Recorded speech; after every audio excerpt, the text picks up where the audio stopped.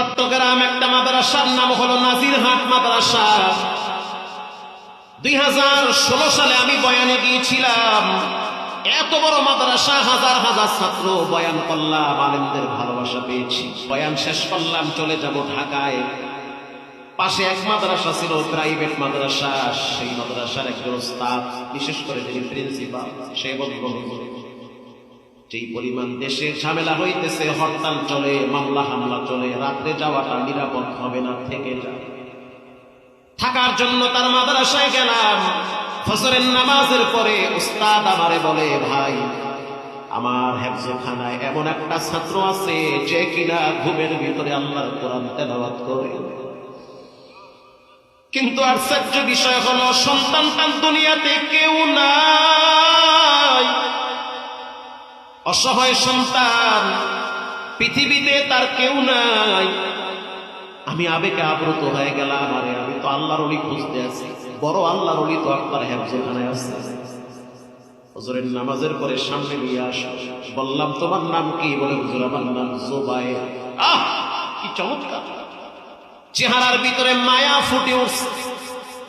আমি প্রশ্ন করলাম, তোমার বাড়ি কোথায়? জবাব দিল, আমার বাড়ি হলো কুড়িগ্রামে। কোথায় কুড়িগ্রাম? কোথায় নাজিরহাট, চট্টগ্রাম। কেমনে আসলা? বয়স কত? বলে, হুজুর, আমার বয়স মাত্র 11তে পড়ছে। এতটুকু বাচ্চা, অথচ তুমি কুড়িগ্রাম থেকে চট্টগ্রাম নাজিরহাটে কেমনে আসলা?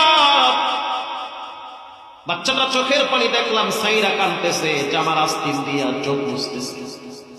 হুজুর, আমার চাচাই আমার এখানে রাইখে গেছে। আমি বললাম, ঈদে বাড়িতে যাও না? কথাই বলে না। আবার বললাম, কোরবানিতে বাড়িতে যাও না? কথাই বলে না, চুপ হয়ে গেছে। পরে দেখলাম ঠোঁট ফেটকাইতেছে। আমি বললাম, কি হইল? তোমার কি দুনিয়াতে কেউ আছে?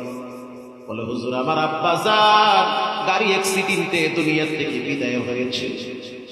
মার এমন একটা রোগ হয়েছে, সেও কবরের বাসিন্দা হয়ে গেছে। আব্বা আম্মা দুনিয়াতে কেউ নাই। চাচা আমাকে ফালায়া রাখছে, খবর নেয় না। আমি বললাম, শুনলাম নাকি তুমি ঘুমের ভিতরে আল্লাহর কোরআনের তেলাওয়াত করো?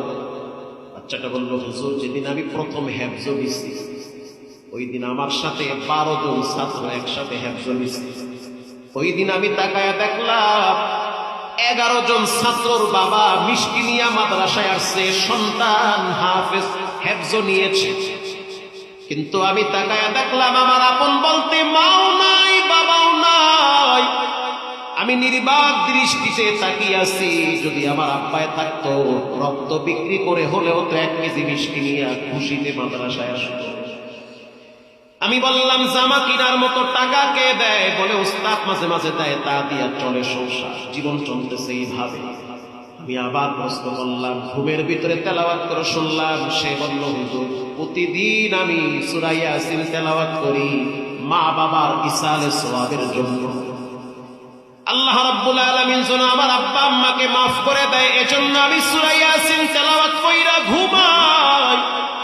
আমি যখন সূরা ইয়াসিন তেলাওয়াত কইরা ঘুমাই, আমি প্রায় দিন ঘুমের ভিতরে স্বপ্নে দেখি আমার মা হাতটা বাড়ায় দিয়া বলে, সন্তান, কবর একটা ভয়ঙ্কর জায়গা। এটা এমন একটা জায়গা, এখানে সাপ আইসা আক্রমণ করে, বিচ্ছু আইসা করবা। যখন তুমি সূরা ইয়াসিন তেলাওয়াত করো, তখন আরশের মালিক আমার একটু আরামে রাখে। আমি আমার আব্বারে মাঝে মাঝে স্বপ্নে দেখি। এজন্য আমি প্রতিদিন নিয়ত করছি, সূরা ইয়াসিন না পড়া ঘুমাবো না। আমি সূরা ইয়াসিন তেলাওয়াত করে ঘুমাই। ঘুমের ভিতরে কে যেন আমার জিহ্বায় কোরআনের তেলাওয়াত স্টার্ট করে দেয়।